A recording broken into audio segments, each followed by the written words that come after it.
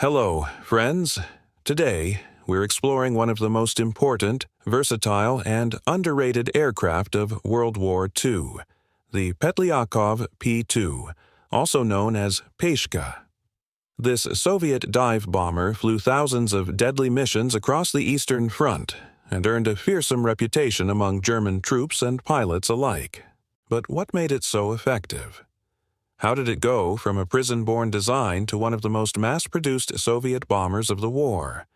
And why did even German fighter pilots dread seeing a formation of P-2s approaching? Strap in and get ready. This is the incredible story of the P-2. The story of the P-2 is as dramatic as the battles it flew in. Its designer, Vladimir Petlyakov, was a brilliant Soviet aeronautical engineer. But in 1937, during Stalin's Great Purge, he was arrested and thrown into prison. His crime: being associated with enemy elements in the aviation industry. But in a twist of fate, the Soviet government decided to put imprisoned engineers to work. However, with war looming, Stalin personally ordered the design to be converted into a dive bomber, something the Soviet Air Force desperately needed. Petlyakov was released from prison to lead the redesign, and thus the P-2 was born.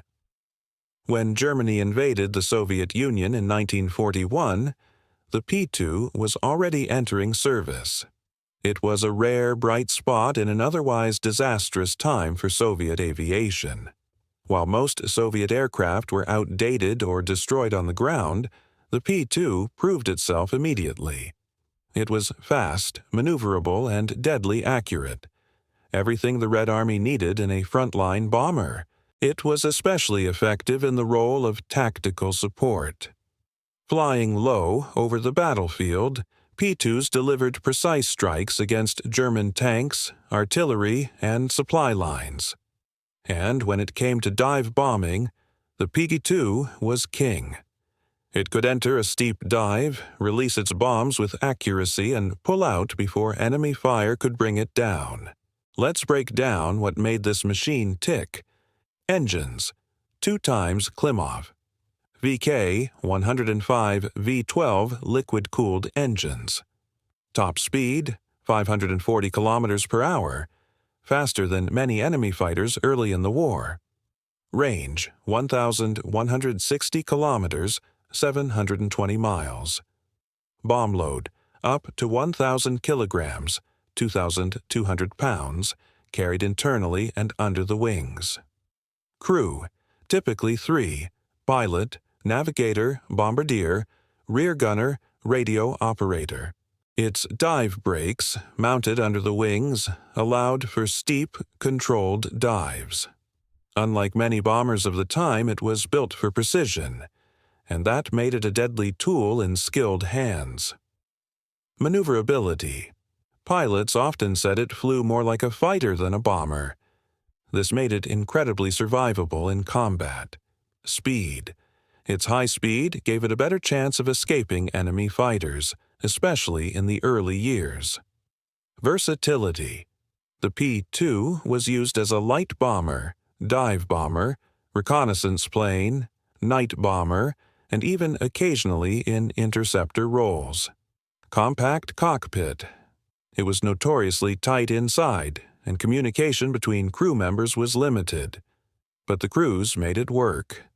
Evolving armament: early P-2s were underarmed, but Soviet engineers responded quickly with upgrades that made the aircraft better protected in later versions. The Pe-2 flew in every major Soviet offensive of the war, from the defense of Moscow to Stalingrad, Kursk, and all the way to the Battle of Berlin.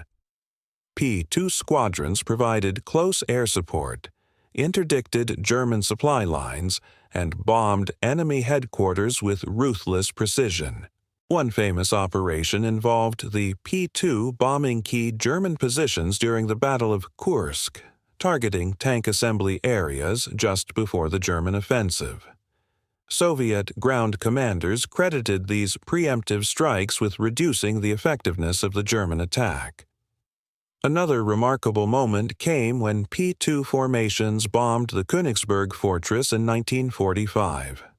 Despite fierce anti-aircraft fire, they successfully penetrated German defenses and helped clear the way for Soviet troops. Female pilots and the Pe-2.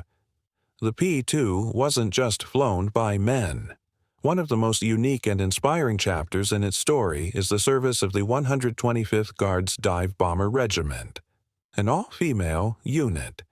These women flew P-2s in real combat missions, often under fire, and with just as much courage and skill as their male counterparts. They were the only all-female regiment in the world to fly dive bombers in active wartime operations. German pilots feared it. In formation with fighter escorts, the P-2 was very hard to intercept. Its speed and accuracy made it a dangerous opponent. Nickname, Soviet crews affectionately called it Peshka, short for P-2, and also the Russian word for pawn, small but deadly. Over 11,400 built. It was one of the most produced Soviet aircraft of the war. Post-war use. After World War II, it continued serving in Eastern Bloc countries well into the 1950s. Designer's tragic end. Vladimir Petlyakov died in a crash in 1942. He never got to see the full legacy of his design. Surgical strikes. The P-2 was often used to bomb enemy headquarters and command posts, like a scalpel rather than a hammer. Multi-role capability. It was even used for high-speed reconnaissance missions, thanks to its speed and range. The Petlyakov Pe-2 was more than just a bomber. It was a symbol of Soviet resilience, designed under the harshest conditions and proven in the fires of total war.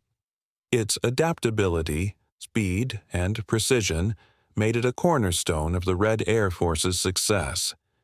It may not have the fame of a B-17 or a Lancaster, but on the Eastern Front, the P-2 was every bit as important. A flying blade that helped carve a path to victory. What part of this story stood out to you the most? Was it the incredible design, the female pilots, or the sheer resilience of Soviet engineers? If you're passionate about aviation, World War II, and forgotten war machines that shaped the outcome of history, smash that like button, subscribe to the channel,